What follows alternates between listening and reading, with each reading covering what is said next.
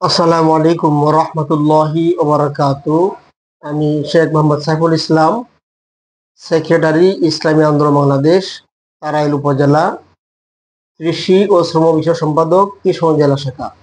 প্রিয় তারাইলবাসী, আপনাদের সবাইকে পবিত্র ঈদুল আজহার শুভেচ্ছা ও অভিনন্দন। ঈদ মুবারক, ঈদ মুবারক। আল্লাহ তাআলা আমাদের সবাইকে গরিব দুঃখী, আত্মীয় স্বজন, পুরুষ মহিলা আমরা যারা আছি সবাই যেন আলহামদুলিল্লাহ পবিত্র ঈদুল আজহার আনন্দটুকু একে অপরকে ভাগ করতে পারি।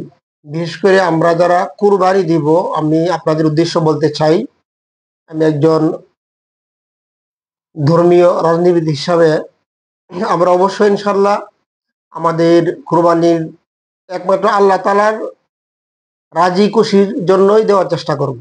আল্লাহ তাআলা বলেন, লা ইয়ানালাল্লাহু লুহুমুহা ওয়ালা দিমাউহা ওয়ালাকিন ইয়ানালুহুত তাকওয়া মিনকুম। আসলে আল্লাহ তাআলার নিকট কত বড় গরু গোস্ত কিছুই পৌঁছে না, আল্লাহ তাআলার নিকট আমাদের তাকওয়া ও ইখলাস পৌঁছে। এই জন্য আমরা কোরবানি দেওয়ার পরে ইনশাআল্লাহ গোশগুলো আত্মীয় স্বজন সহ গরিব দুঃখী যারা আছে এদেরকেও দেওয়ার চেষ্টা করব। আর আমাদের সমস্ত কার্যক্রম আল্লাহ তাআলার জন্যই করার চেষ্টা করব।